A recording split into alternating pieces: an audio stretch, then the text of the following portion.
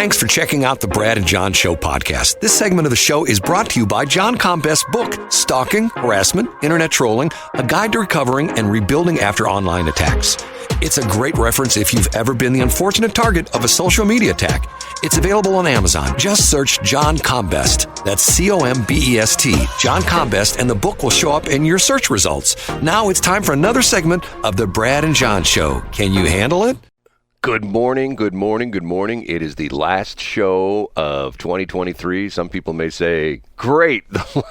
It would be better if it were the last show. Nobody says that, Brad. It'd be better. People see. It would be better if it's the last show ever. Last show of 2023. You know what's interesting?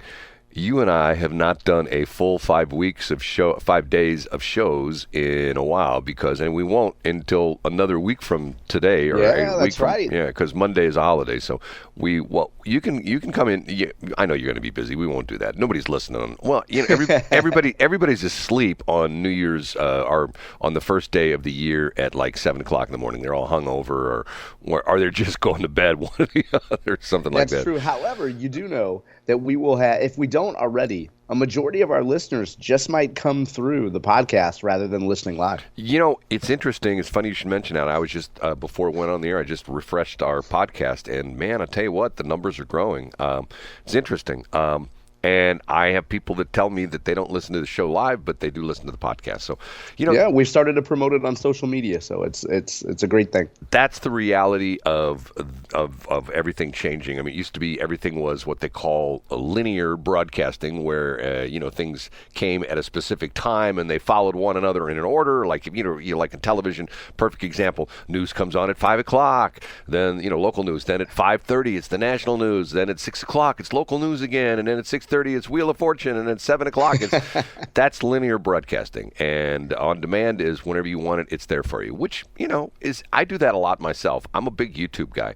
I love YouTube. By the way, I keep wanting to mention this. We come out of that spot from Gene Simmons, the Gene Simmons show. Yeah. I have a really good Gene Simmons story of how he was in the studio with me years ago. No way, really? Yeah, and it was interesting because it was one of the first times that he was out in public without makeup. And so he kept the gimmick up for a long time. He kept it up in public? Well, yeah, They were. Wow. I didn't know that. I didn't know that he wouldn't appear without the makeup on. Well, nowadays he could never get away with that because somebody would follow him, somebody would be on his tail, somebody would be dogging him, and the paparazzi or just Joe average social media person. Guess what? I got a picture of Gene Simmons with no makeup on. Right, of course. But back in the day, it was a little easier to get away with that. But anyway, I'll tell the story sometime. It's actually a funny story of what he gave me, and which I gave to my brother, and my brother threw it away because he hated Kiss. And most people, when they say something that Gene Simmons gave them, it's communicable, Brad. I hope it wasn't anything communicable. Well, let me put it to you this way. If I had what he gave me, and he personally signed it, if I had what he gave me, I think I could probably get $2,000 or $3,000 for it on eBay. Wow. And I am not kidding. I mean, maybe even more than that. Because the interesting thing is, do you ever watch Pawn Stars?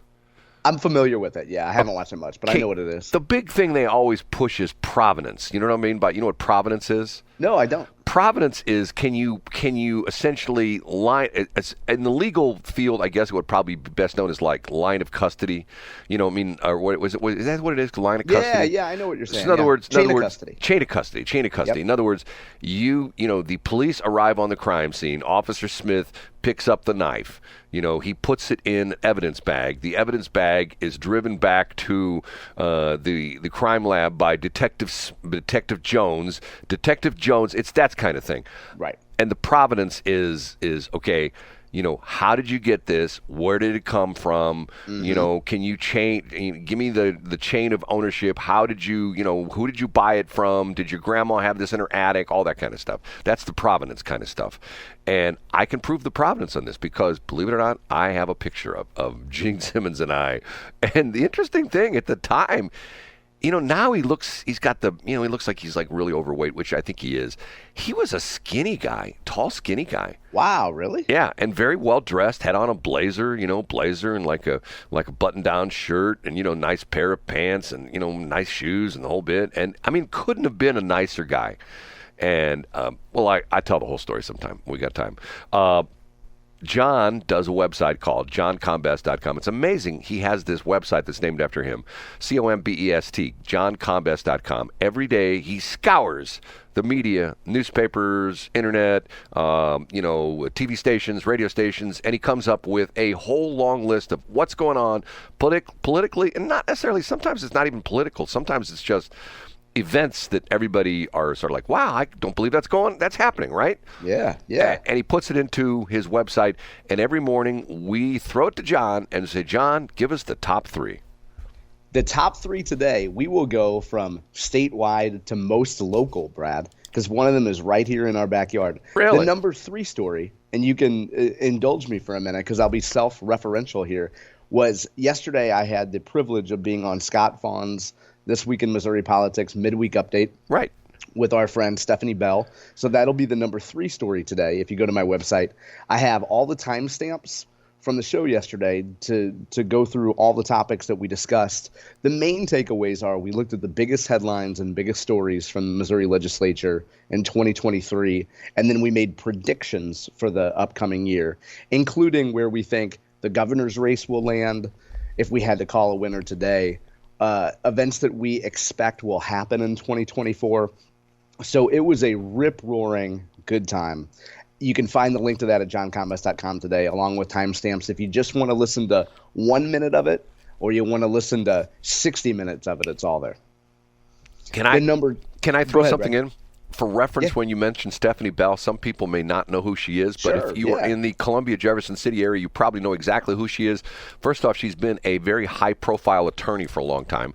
And now, in addition to being a high-profile attorney, she does a talk show on a station called The Eagle, 93.9 out of Columbia. And does an excellent job and is a sharp as a tack woman and very much involved in politics, as well as she's an entrepreneur, which I think is sort of interesting. She runs she's fantastic. Right. And she's argued before the Missouri Supreme Court. When you see a lot of high profile, as Brad mentioned, legal cases involving, especially campaign finance, her and Mark Ellinger handle a lot of campaign finance law. So all the intricate things, when Brad and I say, hey, we're not sure exactly how that works, Stephanie Bell would be able to tell you exactly how that works. So she did a phenomenal job on the show as expected yesterday. I need to call her about something. I've got a question on elections, something to do with the radio. I don't know if she would know that part of the law, but I need to at least shoot her. I bet she would. If it's radio and law and campaign finance, Steph will know it. Yeah. Okay. I will get in contact with her. Okay. The number 2 story is Crystal Quaid,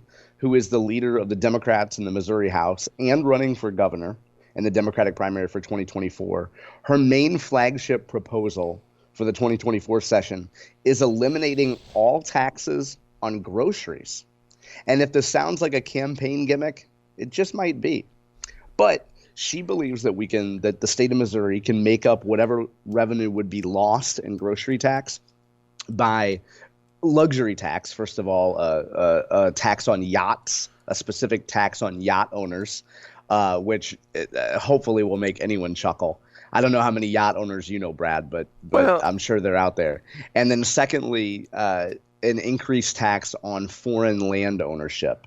So, for example, when the Chi-Coms or the Russians or even the Germans own farmland in Missouri, we should tax them a little bit more. The catch of all this, as you might expect, to head off your question, Brad, and question of many of our listeners, would be how in the world are local municipalities going to make up their grocery tax? Now, for Crystal Quaid's part, she says that the state can set up a fund to help these local municipalities make up that lost revenue. To be fair, I haven't read if she's been more specific about exactly what that local government fund would look like. I don't know. But she says she has a plan for that. So in my opinion, offering my analysis here, it's a fantastic gimmick in a year where everybody's just getting taxed to death when you go to the grocery store and you can't believe how much you're paying. I think it's a really smart gimmick for her. Well, I'll tell you right up front, I'm against, and I don't have a yacht, will never own a yacht because, first off, I'm not a boating kind of guy. Even if I turned into a multimillionaire or billionaire like Bezos or something like that, where he's on the deck of his, 400-foot, it's not, at that point in time, it's not a yacht, it's a ship. It's like, you know, but I'm against like tax the rich kind of stuff. That's AOC kind of stuff. You know what I mean? That's it is. Tax the rich. It's obviously class warfare. Right. And it's the idea of why can't those people just pay a little bit more? Well, but they already pay a bunch. What is the number? It changes all the time, but some crazy number that like the top 5% of the top 5 richest. Yeah, the top tax bracket. Right. For sure. Well, the top 5% of rich people in the country pay like 80% of the taxes. Yeah, of course. But there's a lot of people, Brad, that would tell you, based on today's social conditioning, that it's only right that people that have a lot of money should sacrifice that for people who choose to, for people who don't have that money, let's say. Well, I'll try to not be politically biased here. Don't get me going on that, because you know what? I mean, can I tell you, you're gonna roll your eyes when I tell you this. The problem is our educational system. Mm-hmm. And you're going like, okay, why is our education? Well, why is that? Yeah. Okay, why is that? Because what do teachers teach? They teach their career path. Go to junior, go to grade Absolutely school, right. Yep. Go to middle school, go to high school, get good grades, get a college degree. And that's their career path. And how do they get that college degree? They take on a ton of debt. Well, now they do. and then they're angry about it. And then they want the government to come in and say, you don't have to pay that money that you borrowed. Right. Well, don't go there with me on that. You know what? A highlight of the show yesterday was Scott Fawn is not, to put it mildly, not a fan of the Missouri educational establishment. So I got him ginned up a little bit. And that maybe this is my value as being either a co-host or a guest, Brad, is getting my friends ginned up. So I might get you started. Maybe later we'll talk about public radio. Who knows? Well, no, but see, let's do number one, then I'll come back to that. Do number one. I'll tell you about closer to home. And yet this still applies to every school district across the state of Missouri because it's a great example. The highlight yesterday, or the headline yesterday from the St. Louis Post-Dispatch was that the Francis Howell School District, and I'll read you the Post-Dispatch headline. It says, Francis Howell School Board reinstates Black history, Black literature courses after blowback. So what you might assume when you hear that headline is that, oh man, they got weak knees and now they're going back to the old curriculum. No. The story gets better and there is a twist. The Francis Howell School Board, after hearing so many complaints about the fact that they eliminated Black history and Black literature classes, came back yesterday and said, okay, we will reinstate Black history and Black literature, but we're going to take a fresh look at the curriculum. And essentially, we're going to make sure that there's no white shaming lessons, that we're not teaching that there's one group of oppressors and one group of victims. And because the curriculum is being refreshed, the social justice warriors are apoplectic.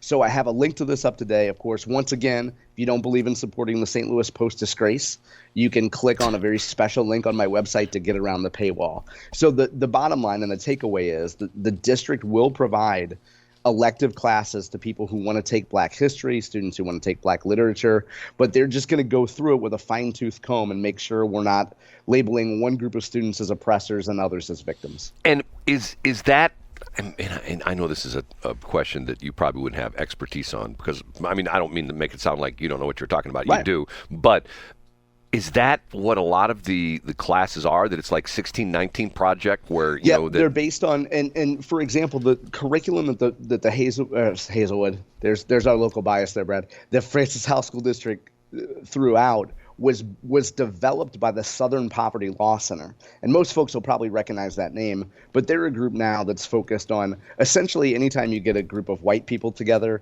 it's declared white supremacy.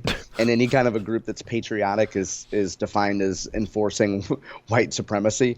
So the old curriculum was actually developed by the Southern Poverty Law Center, and it was developed by a man that used to work at the University of Missouri named LeGarrette King, who, of course, as Brad knows, is the author of the fantastic book called We Be Lovin' Black Children. And that curriculum is now out, and we're going to have, I say we, Francis Howell School District is going to have fresh curriculum. Man, I don't know. But I guess the thing that I get is, years ago, and when I was a young whippersnapper, an older gentleman said to me, and it sort of reverberated through the years. He says, "There's no exception for experience," and the idea being is that you can't beat. Like you said, we talked about the fact. I think we talked about it yesterday. You do what's the 10,000 hour rule. Where in other words, somebody came out with a book and they said that if someone does something, if they've done it for 10,000 hours, they are an expert. You could be an airline pilot. Obviously, if you look at some of these guys who are airline pilots, they've got way more than 10,000 hours of flight time. So, Alan Barklage had in a helicopter. I think he had like 26,000 hours. And you figure that out, and I figured it out one day. That would be, I think it was something akin to flying 24 hours a day, 7 days a week for like 3 years. I believe it. That time adds up. Right.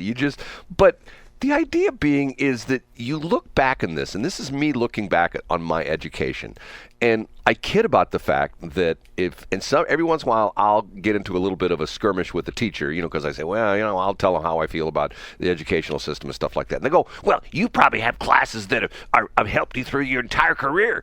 And I said, you're right. Driver's ed and typing, absolutely. And they always get mad at that because of the fact that that's not the classes that are quote unquote supposed to matter. Yep, absolutely. But yet, you and I, at least me, what do I do all day? I type and I drive. Those are the main two things. I go see clients. Matter of fact, today I have some business I have to take care of in St. Charles. I have another place I have to drop something off. Then I have to go down to our crap transmitter site down there in Crapville. By the way, do you know we have our own little city? Do you know that, Crapville? I didn't know that, Krapville. Yeah, for those who were listening and transcribing this using their typing skills, it's Krapville. Right, Crapville, not CRA, but Crapville. I'll probably knock out, 100, 150 miles today. And once again, before I went on the air, I type stuff in my computer. I'm typing stuff on my little. It's a little different on your smartphone. But when I get off the air, I go into the studio. I'll chop up this show. I have to write, all the information. I break down, give a little synopsis. That's all typing. Then I get file some government forms, end of the year kind of stuff. Got to, go another, in my office, type. Once again, typing and driving. And I would now the caveat I would add, the asterisk is I also use skills from shop class. Well, I took several shop classes, and I've taught my kids righty-tighty, lefty-loosey. All these other important lessons from shop class. Exactly right. I'm the same way. But I'm a nerd, man. I love tools. I work with my hands. If I told you the tools I have, sometimes people will go like, "What do you got?" I've got an ESOB MIG welder. I have oxyacetylene. I was going to get you a used drill press for Christmas, Brad. I want a drill press. I don't have a drill press. It's funny you should mention that. I could probably get one from Kirby Junior High. Somebody probably has one in a storage shed somewhere. I probably have, right now, probably 5 different drills, 5 different battery drills. I've got Makita. And it's weird because I have different uses for the various battery packs. I've got Makita. I've got DeWalt. And I've got Milwaukee. And and every year when there's like a Black Friday sale, I usually go buy tools. And the crazy part of it is, this is my weird thing, is I buy the combo pack that has like the drill and the battery packs and stuff like that. And I'll take the battery packs out, and then I'll put the drill and the charger on eBay. And because of the fact that the crazy thing about it is, if you go buy the battery pack, I've had this happen several times. You can go buy a Black Friday sale. You can go buy a Milwaukee drill with a charger and 2 batteries. It's $99. Each of the batteries is worth like $89. You know what I mean? So as we learned yesterday, Brad, you just get everything from Temu. So I don't know what you're talking about. I've never bought anything from Temu. I mean, to me, you're an Alibaba guy. You go to Alibaba and stuff. I don't even do Alibaba. People go like, "What's Alibaba?" Maybe we'll talk about the next break. Okay. Yes. It is 7:21.